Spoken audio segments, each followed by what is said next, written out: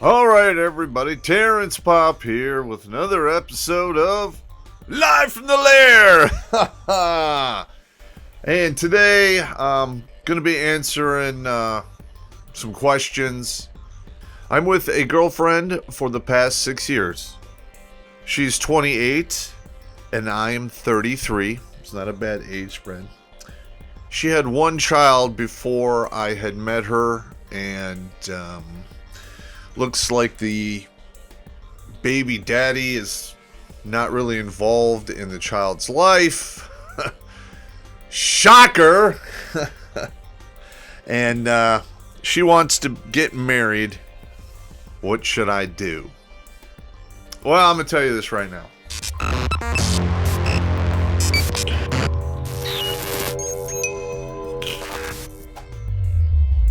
Have you ever wondered what a world run by leftoids would look like? It would be a living nightmare.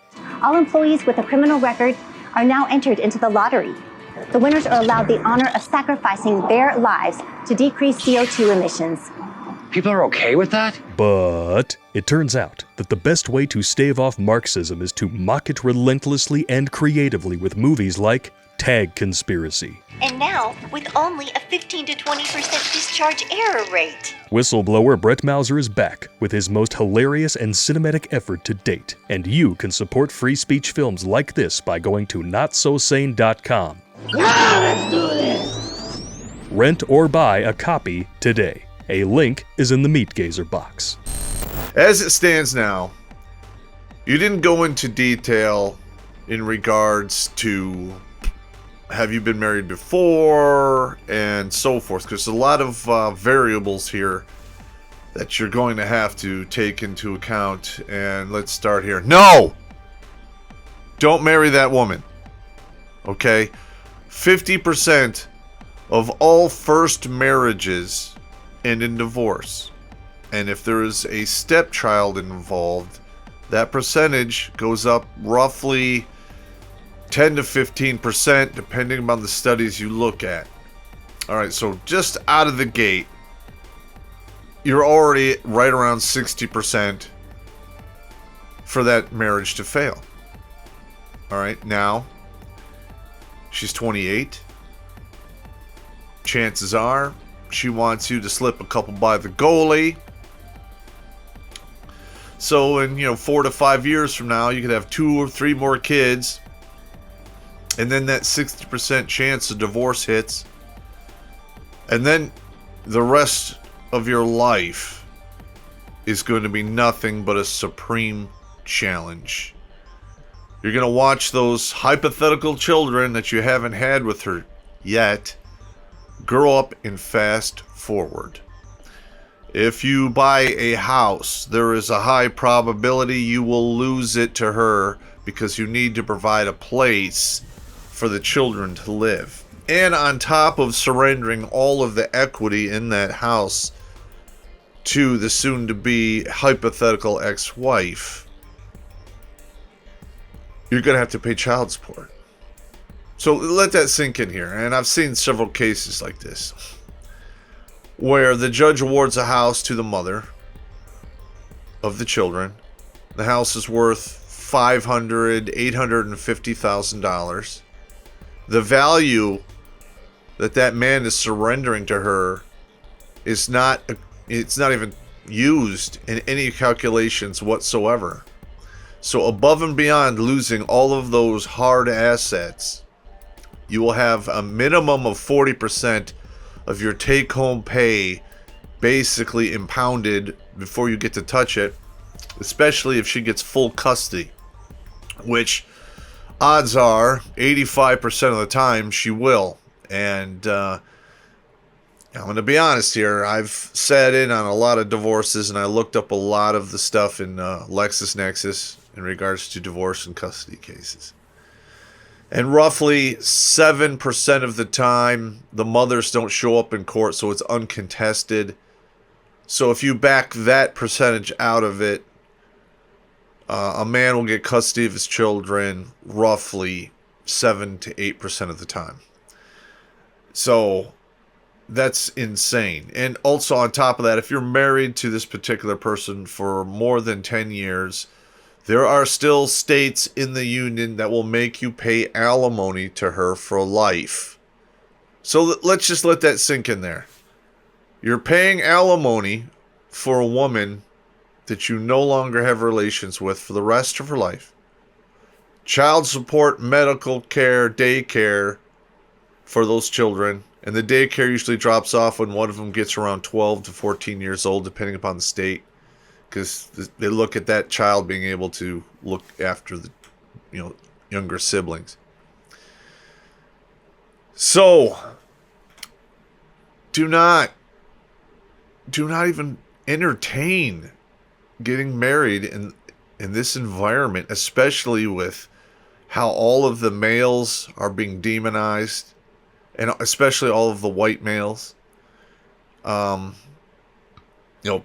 Prenups, you're taking your chances there too, because the judge can just say, and throw it out whenever he wants. It doesn't have to give a reason.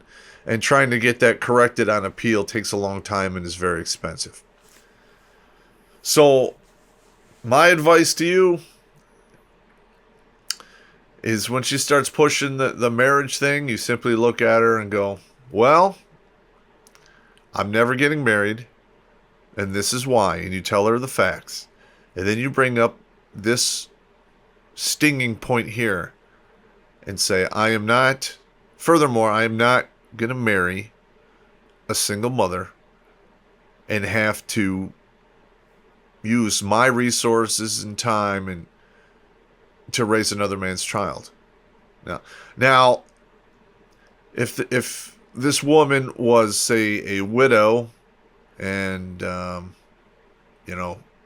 might be a different story, because you're not going to have have a baby daddy in the background that can pop up at any given time and cause all kinds of horse shit. And it's just a bad circumstance. These things happen. Other than that, it's not worth it, bro. Don't do it.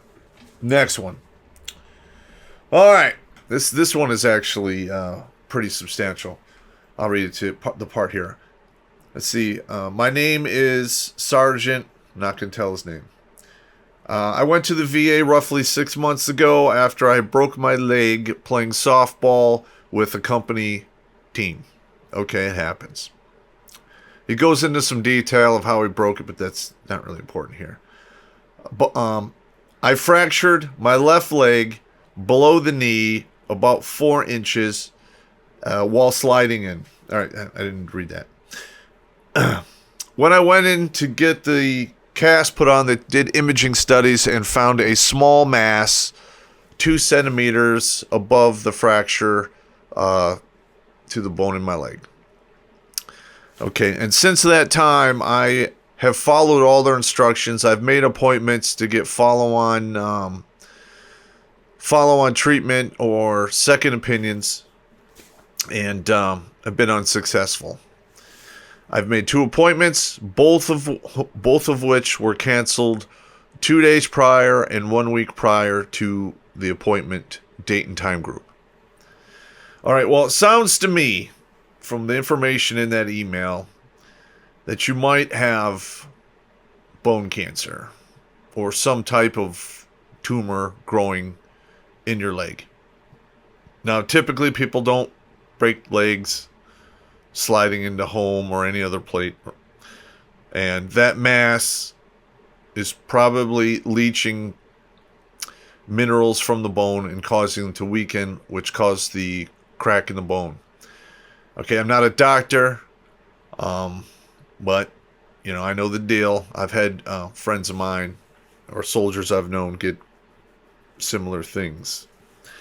And the good news is, if they catch it early enough, they can pretty much take care of it. The bad news is, there's a very high probability that you're going to be shopping for new, sexy, softball running artificial legs and join the ranks of a circle walker. It's better than dying. All right, now getting the VA to do anything is very, very tricky. You're probably going to have to write a nasty gram to your governor of your state Senate and representatives, your federal senator and your federal representatives, explaining to them the fact of the direness of this situation, and include in that the information sheet on what was seen in the imaging. And I can almost guarantee you that if you write those letters and you include copies of all those letters and mail them directly via FedEx or certified U.S. mail to the person who runs the entire VA, you're going to get your appointment. It's going to happen, and they will see you, or they will issue you a waiver to seek whatever medical attention you need for that situation from outside providers, and they pick up the bill. All right. The VA it's basically socialized medicine, and we've had nothing but problems with the VA for decades and decades, pretty much since the end of World War II. Okay, so if you are a fan of socialized medicine, get more of the same. Except that will be for everyone. Not getting appointments, people dropping the ball, nobody taking it serious, having to wait in huge queues, and you might have time-sensitive, fatal illness brewing within you, and by the time you do get in front of a provider, it's too late. It's spread throughout your body, and all they can really do is watch it and provide pain meds until it's time for the big hoorah.